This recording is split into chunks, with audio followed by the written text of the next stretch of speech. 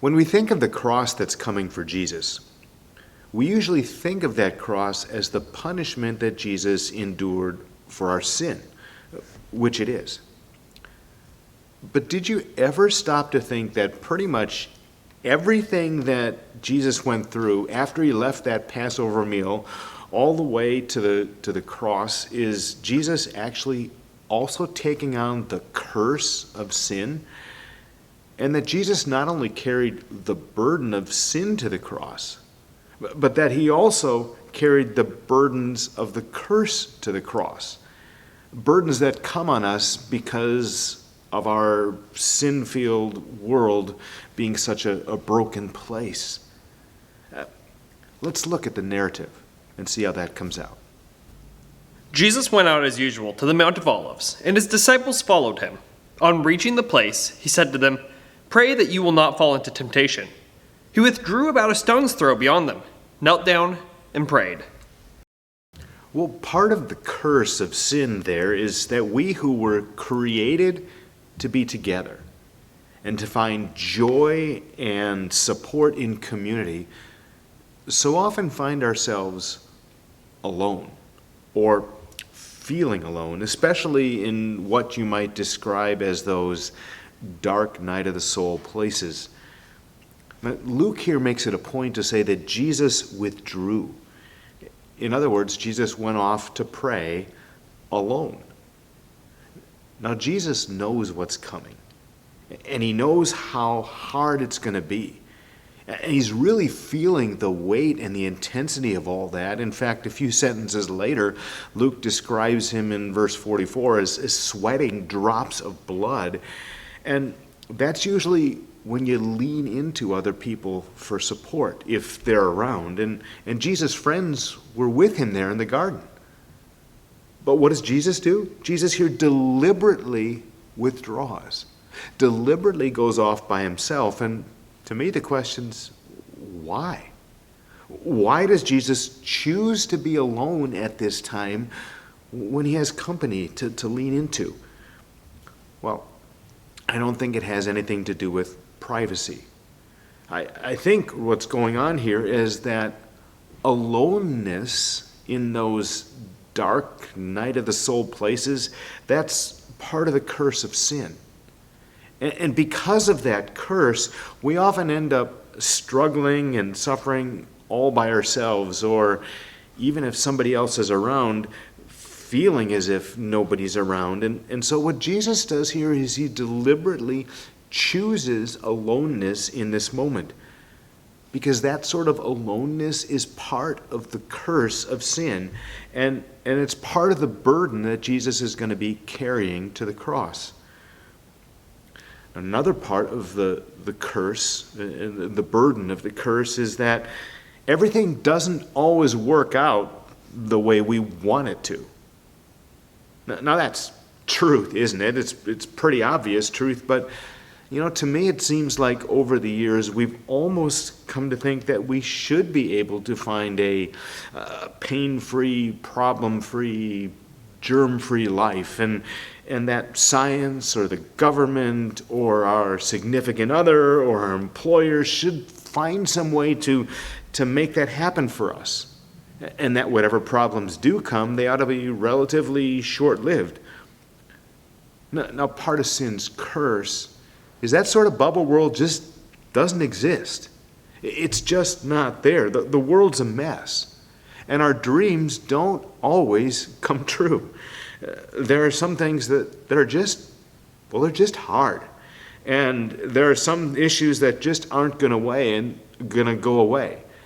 And there are some things that we just have to endure, like it or not. And Jesus here takes that part of the curse on himself too. Now, here's his prayer to the Father. Verse 42, he says this, "Father, if you are willing, take this cup from me. Yet not my will, but yours be done." So what Jesus is doing there, he's asking the Father, is there another way besides the cross? Because the cross was an awful lot to endure, wasn't it? I mean, Jesus certainly would have preferred another way if it were possible, because as we'll see as we get deeper and deeper into this narrative in the weeks ahead, the way of the cross is hard. It's painful, it's agonizing, it's excruciating, but things don't always go the way we want, do they? And what Jesus does here is he accepts the Father's will. Again, he says, not my will, but yours be done. He accepts the Father's will instead of insisting on his own or feeling that he was entitled to a better path. Jesus accepted the fact that he wasn't going to be excluded from or excused from a road of struggle and suffering. He was going to have to endure it. And that too was a part of the taking the curse of sin and carrying it to the cross. Another thing that's part of that curse is rejection. Rejection even by your friends. Listen to how that plays out in Jesus' story. While he was still speaking, a crowd came up, and the man who was called Judas, one of the 12, was leading them. He approached Jesus to kiss him. But Jesus asked him, Judas, are you betraying the Son of Man with a kiss? About an hour later, another asserted, certainly this fellow was with him, for he's a Galilean. Peter replied, man, I don't know what you're talking about. Just as he was speaking, the rooster crowed. The Lord turned and looked straight at Peter. Then Peter remembered the word the Lord had spoken to him. Before the rooster crows today, you will disown me 3 times. Now that sort of a gut-wrenching rejection, it's also part of the curse of sin. Sometimes people who were on your side or were in your corner, well, they just aren't anymore. Sometimes friends will betray you. Sometimes friends will stab you in the back. Sometimes friends will walk away from you or even run away from you. Sometimes friends will hang you out to dry just to save their own skin. And that really hurts. It hurts deeply. Maybe you've experienced that yourself. And that's not the way that God made things to be. God created us to support each other and to care for each other. Remember, he said in the garden, it's not good for the man to be alone. But ever since Adam and Eve sinned, that sort of rejection, it's been part of the curse of sin and the brokenness that now exists in our fallen world. And so once again, Jesus here deliberately and willingly accepts that and endures that and takes that part of the curse on himself and carries that rejection to a cross. Another part is ridicule. Listen how that plays out in Jesus' story. The men who were guarding Jesus began mocking and beating him. They blindfolded him and demanded, prophesy, who hit you? And they said many other insulting things to him. So another part of the curse is not just that friends will sometimes reject you, it's that other people are going to hurt you too. And they're going to try to make themselves feel bigger or better at your expense by making you feel smaller or less important. And they can get really mean about it sometimes. And sometimes it's physical, but most of the time it's that ridicule. It's verbal. It's sarcastic comments. It's making fun of you at every turn. It's humiliating you either in public or in private or sometimes both. It's taking something private and blasting it out so that everybody knows and the ridicule becomes like a mountain of humiliation and shame. Most of you probably have endured a little bit of that in your life. Some of you probably a lot of that. See, because ridicule too is part of the curse of sin. And that too is part of what you heard Jesus taking on here as he's taking on the curse and carrying it to a cross. Another part of the curse, and we experience this in our world all the time, is injustice. Take a moment again to get back into Jesus' story here on the way from Gethsemane to the cross and listen to how he also takes that on. At daybreak, the council of the elders of the people, both the chief priests and the teachers of the law, met together, and Jesus was led before them. So Jesus was arrested, and now he's on trial. And if you look at what the other guys wrote about what happened there, you see that Jesus has actually been on trial all night. And he hasn't had any rest, he hasn't had any sleep, and none of what goes on is legal. Well, they held an official trial at daybreak just to give the appearance of legality, and did that really, really early so that the pilgrims on the Mount of Olives wouldn't even know what's going on. But nothing they were doing is legal according to Jewish law at the time. See, this was a capital case. It was a case where the death penalty was involved. And in those sort of cases, according to Jewish law, number one, the trials were always daytime. And when was Jesus? These trials were going on at night. The second thing is, it was a public trial. Always. It had to be. And in this case, it wasn't. It was this secret little meeting, first with Annas and then with Caiaphas and the council. It's a private thing going on. Again, not legal at all according to the system that they'd set up. According to Jewish law, in a capital case, you couldn't be put under oath to incriminate yourself. But Caiaphas put Jesus under oath. Again, illegal. Then you were considered, according to Jewish law, to be innocent. And it's like this super grand jury. You weren't even put on trial until there was a mountain of evidence, until witnesses would agree in every detail, at least two of them, without ever having heard each other's testimony. And they had agreed in exact detail. And in this trial of Jesus, you can look all the way through in Matthew, Mark, and Luke, and John and see it's sort of this predetermined verdict and manufactured evidence. And then, if you're declared guilty, there's supposed to be a one-day waiting period for the sentence to be pronounced, or in this case, Jesus gets an immediate verdict. Now, are you seeing the injustice of it all? Totally illegal, totally unjust. But again, injustice is part of the curse of sin, which is why there's still so much injustice in our world and in our lives these days. And so that too is what Jesus deliberately wades into and willingly takes on, is it going to carry to a cross. And Jesus is pretty much silent about it the whole way. Not just silent about the injustice of it, pretty much silent about all of it, all the things that we've been talking about. And Jesus takes it all on for us and carries it to the cross because it was part of the curse of sin that he came to bear, and part of the curse that he came to do away with. You know, it reminds me of something Paul wrote in one of his letters. Galatians chapter 3, verse 13, I'm reading from the NIRV. Christ set us free from the curse of the law. He did it by becoming a curse for us. It is written, everyone who is hung on a pole is under God's curse. And that's exactly what happened to Jesus, isn't it? He took on the curse. Here you see in his story, he took on the curse of aloneness.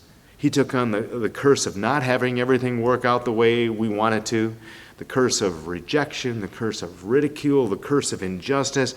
All those things are part of the curse of sin, and Jesus takes that all on, and he takes it all on at once, and he takes it all on with an intensity that's greater than anything that we've ever experienced. But now get this. Jesus didn't just bear the curse. Jesus also carried the curse with him to the cross, where in his death on the cross, the curse itself is going to be put to death. And we can be freed from the effects of the curse that we are having to live with right now. Now, hasn't happened yet. Right now, there are only little moments when the curse is lifted. Like when we hear, your sins are forgiven. Or when we come to communion and we get this sense that we feel that Jesus is near. Or when a friend stands up for us, or when a friend comes alongside of us in a dark time. Those are little moments when the curse is lifted for a little bit, but then life happens, right? Or sin happens again, and we find ourselves under at least a part of the weight of the curse once again. That's kind of our cycle. But because of Jesus' death on the cross, understand this. Because Jesus not only bore the curse, but because he carried the curse to the cross, and on the cross put it to death. The outcome is actually assured. The curse was put to death on the cross. So that means there's going to come a day. There's going to come a day that the curse is completely and totally undone. Guaranteed. Right? And God wants us to know that. That's why he gave a vision to a guy named John. And John wrote it down so we could at least get a sense of what's coming. Let me read some of that to you. Revelation chapter 22. I'm reading here from the New International Version. Then the angel showed me the river of the water of life, as clear as crystal, flowing from the throne of God and of the Lamb down the middle of the great street of the city. On each side of the river stood the tree of life, bearing 12 crops of fruit, yielding its fruit in every month. And the leaves of the tree were for the healing of the nations. No longer will there be any curse. The throne of God and the Lamb will be in the city, and his servants will serve him. They will see his face, and his name will be on their foreheads. There will be no more night. They will not need the light of the lamp or the light of the sun, for the Lord God will give them light, and they will reign forever and ever. That's what's coming. Because Jesus took the curse on himself and carried it to the cross, the curse will one day be completely undone. And it's never, ever going to return. The brokenness is gone, and we won't ever be broken again. And the outcome is assured because God keeps his word, remember? So when God says, and here's the quote again, there will no longer be any curse, he means there's no longer going to be any curse. It is never, ever going to come back. And that's why in John's vision, the tree of life comes back into the story. Because we can, again, eat from it and not be worried or burdened that we're going to be stuck in this curse because it doesn't exist. Now that's a great vision. And it's going to happen. It's all because of what Jesus did for us, and he carried that curse to the cross and put it to death there. And it does give us hope for the future. But what about for now? What about now when we're still dealing with the effects of living under the curse? Things like aloneness and rejection and ridicule and injustice and not having everything work out the way we want it to, or our dreams coming out the way we want them to.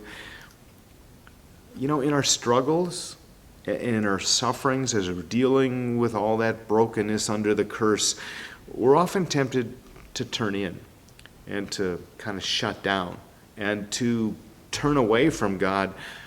To turn away from a God whose presence we don't seem to sense and who doesn't seem to make sense and we don't seem to understand. But you know, doing that's a mistake. Doing that's a mistake. I mean, understand this. As we went through this narrative, did you see that Jesus prayed alone? And Jesus suffered alone? And he carried the curse alone. And we're going to see next week he dies alone. He does all that alone so that we don't ever have to be alone. So that we're never, ever completely alone by ourselves, even in those darkest moments of the night when it feels as if we are. This part of Luke's narrative has shown us that Jesus understands those dark night of the soul times because he's been there. And it also shows us that Jesus is around because he keeps his word. And he's promised to be with us always, which means when we're feeling the weight of the curse, we can know that even when we don't feel it, the facts are. The facts are that Jesus is with us in those dark night of the soul times, and he's with us there to help us, to hold on to us, to care for us, to carry us, to strengthen us, and to give us someone to lean into in times of trouble. So, what do you do when the curse of sin's brokenness is weighing really heavy in your life? Well, back into the narrative. Because if you look at the beginning of this long, dark night, as the cross is getting closer and closer and closer, and Jesus knows what's coming, what do you find Jesus doing? Well, you find Jesus praying intensely, praying a lot. There is so much weighing on Jesus in the garden, and he's approaching his most stressful time, his most painful time, his deepest, darkest hour, and he knows it. So what does he do? Jesus there is leaning into the Father. He's praying. He's not turning away from him. He's leaning into the Father, who, by the way, while he doesn't give Jesus what he's asking for, he does give him help. He does send him support. I'm going to read from verse 43. An angel from heaven appeared to him and strengthened him. Jesus leaned into the Father, and the Father gave him what he needed to endure. Jesus leaned into the Father, and the Father gave him what he needed to bear up under the curse and to keep walking the way of the cross, not only so that sin, but so that sin's curse could be lifted from us. So learn from Jesus. Learn from Jesus. And when you're feeling the weight of the curse, lean into him. He knows how hard it is for you because he's carried the full weight of the curse himself, and he wants you to endure. And he wants you to make it a time whereby his grace that curse is going to completely be gone and you're not going to have to endure any of it ever again. So when you're feeling the weight of all that, again, just lean into Jesus instead of turning in or turning away. And Jesus is going to be there, and he's going to hold on to you, and he's going to give you exactly what you need to make it through.